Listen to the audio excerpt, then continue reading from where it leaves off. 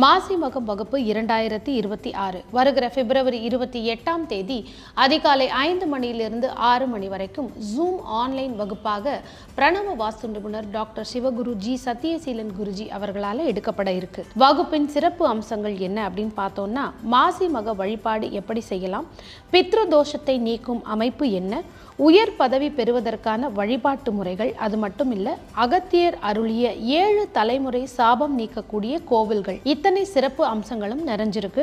அருமையான வாய்ப்பை தவறவிடாதீர்கள். ஸ்கிரீன்ல தெரிகிற நம்பருக்கு கால் பண்ணி உடனே முன்பதிவு செய்து கொள்ளவும். வாஸ்து விதிமுறை வகுப்பு 2026 வருகிற மார்ச் 25 முதல் 31 வரை 7 நாட்கள் ஜூம் ஆன்லைன் வாயிலாக நடைபெற இருக்கு. ஸ்கிரீன்ல தெரிகிற நம்பருக்கு கால் பண்ணி உடனே முன்பதிவு செய்து கொள்ளவும். பௌர்ணமி திதியோடு சேர்ந்து விழா கொண்டாடக்கூடிய நட்சத்திரமாக இருக்கிறது எதுனா இந்த மக நட்சத்திரம். தொப்புள் கொடி அப்படின்றத வைத்து நம்ம என்ன சொல்லுவோம்னா, ஒரு பரம்பரையினுடைய தன்மை 7 தலைமுறைகளை நம்ம என்ன பண்ணுவோம்னா, ஆணி வேரினுடைய கர்மாவை நீக்கக்கூடிய வாய்ப்பு எனக்கு எப்போ கிடைக்கும்னு காத்துட்டு இருக்கவங்களுக்கு ஒரு மிக முக்கியமான வழிபாடு தான் இந்த இல்லற கர்மான்னு சொல்லுவோம் தெரியுமா. அதில் அடிப்படையானது திருமணம், குழந்தை பேரு. மந்திர நட்சத்திரம் அப்படின்னா என்னன்னா, எளிமையான வாழ்க்கை, இன்னும் வளர்றதுக்கே எங்களுக்கு கஷ்டம் இருக்கிறது, இந்த பூஜை புனஸ்காரம்லாம் செய்கிறதுல எங்களுக்கு ரொம்ப தடுமாற்றம் இருக்கிறது, நாங்கள்லாம் என்ன பண்ணலாம்? இந்த மாசி மகத்தின் அன்று ஆலமரத்தை ஸ்தல விருட்சமாக கொண்ட ஆலயங்களுக்கு சென்று வழிபாடு செய்வது சிறப்பு. அடுத்து அரியலூர் மாவட்டத்தில் இருக்கக்கூடிய ஆலந்துறைநாதர், பேரிலேயே ஆலமரம்.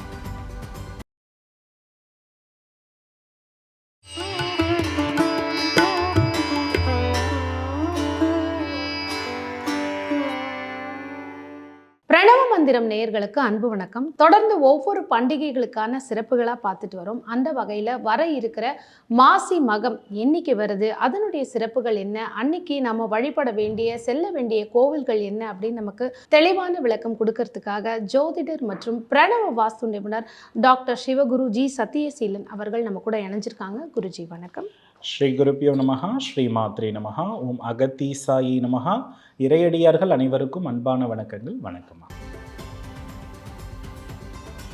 ஒவ்வொரு பண்டிகைகளா நேர்களுக்கு தரும், எந்த மாதிரி நம்ம வழிபட்டா நம்ம வெற்றியா இருக்க முடியும், வர இருக்கிற மாசி மகம் என்னைக்கு வருது, எந்த மாதிரி சிறப்பா நம்ம வழிபடும் பொழுது நம்ம இன்னும் பாசிட்டிவா சிறப்பா முன்னேற முடியும்? அதாவதுமா, நட்சத்திரங்கள்ல பார்த்தீங்கன்னா, கேதுவினுடைய நட்சத்திரத்தை தான் வலிமை மிக்க நட்சத்திரங்கள் அப்படின்னு சொல்லுவோம். அதன் அடிப்படையில் நெருப்பு ராசிகள் 3 ராசிகள் உண்டு.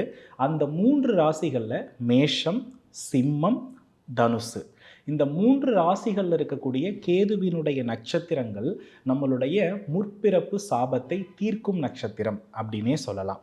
அதன்படி அஸ்வினி, மகம், மூலம், இதில் பார்த்தீங்க அப்படின்னா இந்த 3 நட்சத்திரங்களில் பௌர்ணமி திதியோடு சேர்ந்து விழா கொண்டாடக்கூடிய நட்சத்திரமாக இருக்கிறது எதுனா இந்த மக நட்சத்திரம். அந்த 3 கேதுவினுடைய நட்சத்திரத்திலேயே மக நட்சத்திரத்திற்கு ஒரு தனிப்பட்ட சிறப்பு இருக்கு. அது என்ன அப்படின்னா, மக நட்சத்திரம் நம்மளுடைய உடம்புல தொப்புள் பகுதியை குறிக்கும். இப்போ தொப்புள் கொடி அப்படின்றத வைத்து நம்ம என்ன சொல்லுவோம்னா, ஒரு பரம்பரையினுடைய தன்மை 7 தலைமுறைகளை நம்ம என்ன பண்ணுவோம்னா எடுத்து சொல்லுவோம். இப்போ இந்த தொப்புள் கொடியையும் ஆலமரத்தையும் பார்த்தா கிட்டத்தட்ட ஒரே மாதிரி இருக்கும். ஆலமரத்திலும் விழுது இருக்கும், நம்ம தொப்புள் கொடியிலும் அந்த விழுது போன்ற ஒரு தோற்றம். அது தாயினுடைய வயிற்றிலிருந்து துண்டிப்பதை நாம கண்கூடாக பார்க்க முடியும். இதனால இந்த மக நட்சத்திரத்திற்கு ஸ்தல விருட்சமாக, நட்சத்திர விருட்சமாக ஆலமரம் தான் என்ன பண்ணுதுன்னா இருக்கிறது.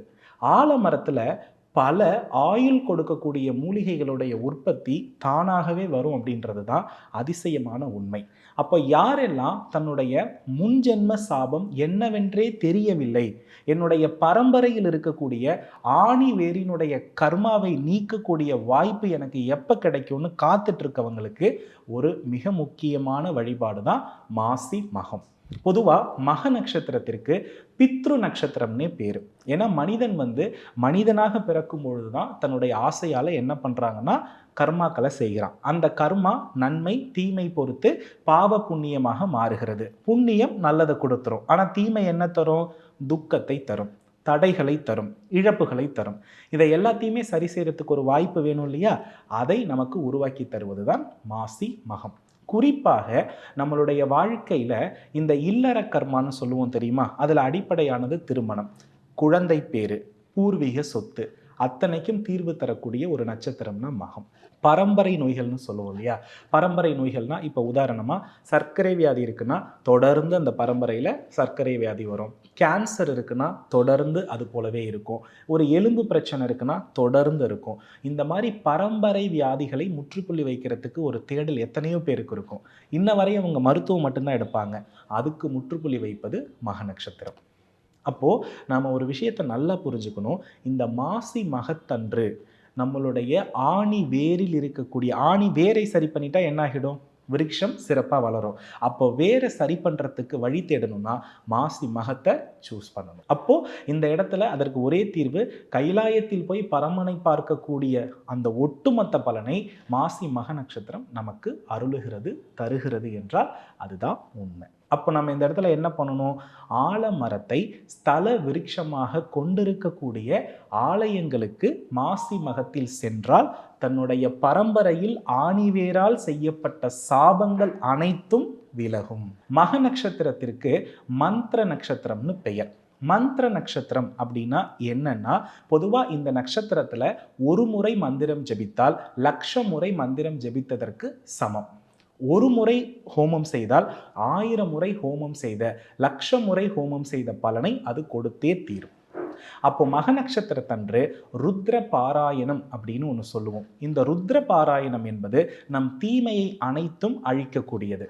அப்போ மாசி மகத்தன்று, சரியா மாசி மகம் வந்து பார்த்தீங்கன்னா மாசி மாதம் 19ஆம் தேதி செவ்வாய்க்கிழமையோடு பௌர்ணமி திதியும் மக நட்சத்திரமும் காலையில் 8:30 மணி வரையிலும் இருக்கிறது.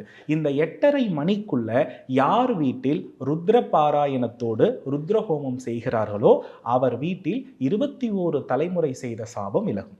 அந்த குறிப்பிட்ட நட்சத்திரத்திற்கு மட்டும்.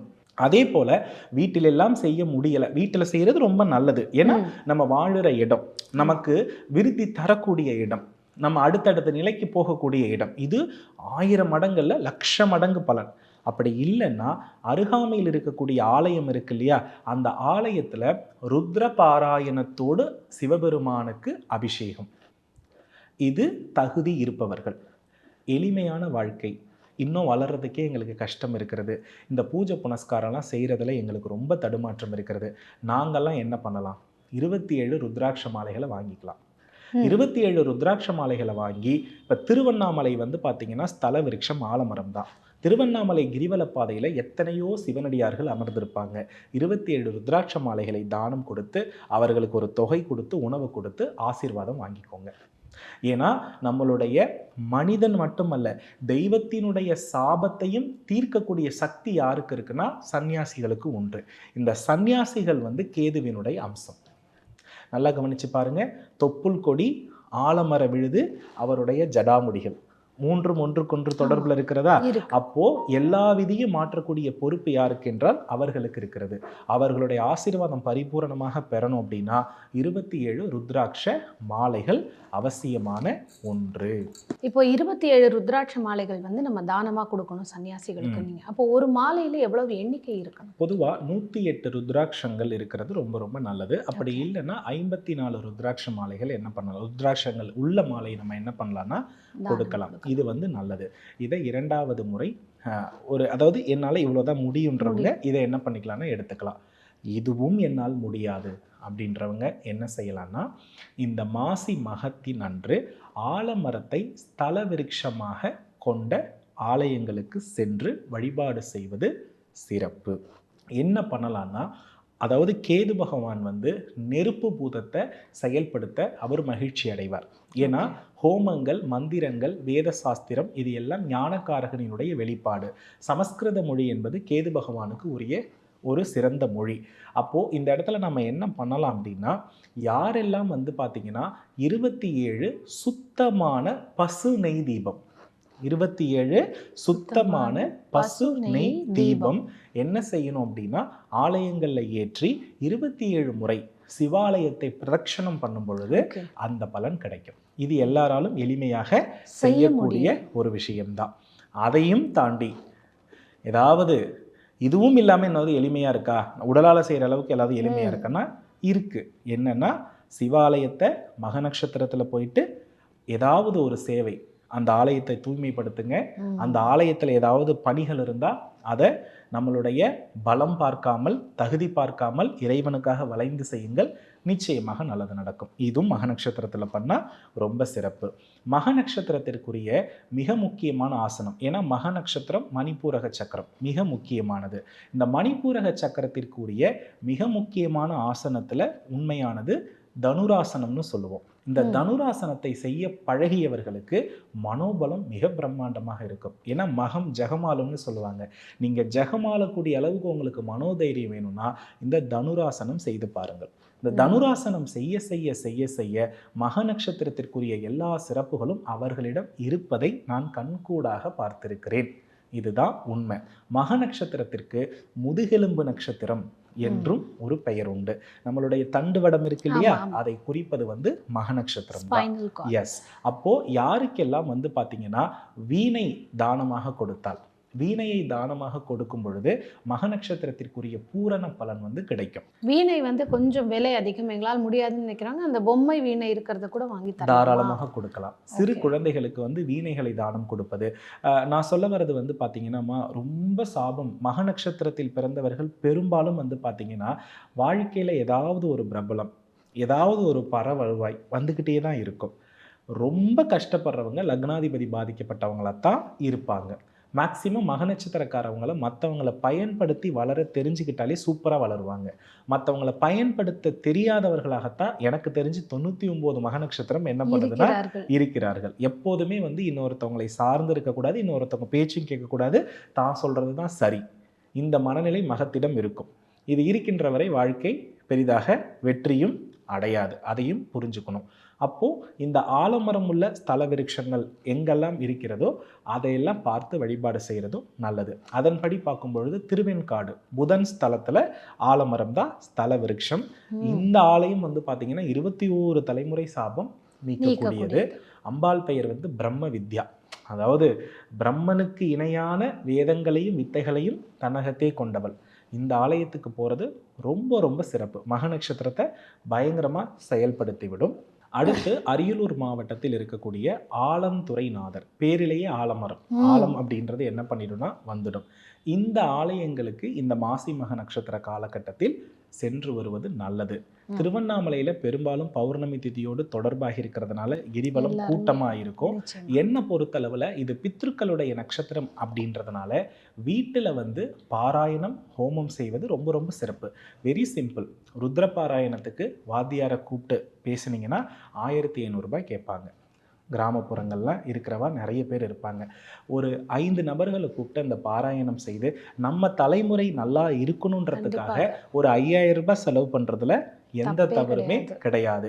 அன்றைக்கு ஒரு பிராமணனுக்கும் நாம் சேவை செய்த பலன் கிடைக்கும். நம் தலைமுறை சாபமும் இந்த இடத்துல தீரும். அதே போல மக நட்சத்திரத்தினுடைய மகிழ்ச்சியும் நமக்கு பரிபூரணமாக கிடைக்கும். அதை தாண்டி விநாயக பெருமான் வழிபாடு இந்த நாளில் ரொம்ப ரொம்ப அவசியம். ஆகையினால் உங்கள் ஊரில் இருக்கக்கூடிய விசேஷமான விநாயக பெருமானுக்கு நாம் வழிபாடு செய்கிறது ரொம்ப ரொம்ப நல்லது. அன்று கொழுக்கட்டை தானம் கொடுத்தால் பரம்பரை நோய்கள் தீரும். மாசி மகத்தன்று விநாயகரை வழிபட்டு கொழுக்கட்டை கொடுத்தால் பரம்பரை நோய் தீரும். எண்ணிக்கை குருஜி என்ன நிறைய பேர் 11, 27, 58 இந்த மாதிரி நம்மளால எவ்வளவு கொடுக்க முடியுமோ அவ்வளவு செய்யலாம். எவ்வளவுக்கு எவ்வளவு செய்யறோமோ அவ்வளவுக்கு அவ்வளவு நமக்கு பூரணமான நற்பலன்கள். ஒரு சின்ன விஷயம் நம்மளுடைய தலைமுறையில் இருக்கக்கூடிய எல்லா சாபத்தையும் போக்குதுன்னா அதற்கு பெயர் விருட்ச வழிபாடுன்னு பெயர். நல்லா புரிஞ்சுக்கணும். ஆலமரம் வச்சோன்னா வாழ்த்தும் பொழுது கூட சொல்லுவாங்க, ஆலம் போல் வேரூன்றி நிறைய நாள் வளரணும்னு. உங்களுக்கு பொது இடங்களில் ஆலமரம், அரச மரம், வேப்ப மரம் இதை மாசி மகத்தன்று காலையில் 8:30 மணிக்குள்ள பொது இடங்களில் வைத்து நன்றி சொன்னால் நம் சகல பாவங்களும் தீரும். அதனால் ஆற்றங்கரை, குளத்தங்கரை இப்படி பொது இடங்கள் இருக்கும் இல்லையா, நம்மால் முடிந்தவரை அதை செய்யும் பொழுது யாருக்கெல்லாம் புத்திரபாவம் சரியாக வேலை செய்யலையோ, யாருக்கெல்லாம் அப்பா மகனுக்குள்ள பிரச்சனையோ, யாருக்கெல்லாம் பூர்வீக சொத்து பிரச்சனை இருக்கிறதோ, யாருக்கெல்லாம் முன்னோர்கள் ஆசையே இல்லை, நாங்கள் தலைமுறையாகவே ஒரு பிரச்சனையிலே வாழ்ந்துக்கிட்டு இருக்கோம், ஒரு தலைமுறையில் நடக்கிறது அப்படியே தொடர்ந்து ஏதோ ஒரு பிரச்சனை எங்களுக்கு நடந்துக்கிட்டே வருது அப்படின்றவா இதை ஃபாலோ பண்ணிட்டு ருத்ர பாராயணத்தை வீட்டில் செஞ்சு ருத்ரஹோமம் பண்ணினா நிறைவான பலன் கிடைக்குமா? இவ்வளவுதான் மாசி மகத்துடைய மிகப்பெரிய சீக்ரெட். ஒவ்வொரு முறையும் ஒவ்வொரு பண்டிகைகள் வரும்பொழுதும் நீங்கள் வந்து சிறப்பான ஒரு விஷயம், அதே மாதிரி தெரியாத ஒரு பல கோவில்களும் அதை நம்ம வழிபடுறதுனால எவ்வளோ சிறப்பான விஷயம் நடக்கும்னு சொல்லியிருக்கீங்க. எல்லோருக்குமே பயனுள்ளதாக இருக்கும்னு நம்புகிறோம். அனைவருக்கும் இனிய மாசி மக திருநாள் நல்வாழ்த்துக்கள். நன்றி குருஜி. நல்லதுமா. வெற்றிவேல் முருகா.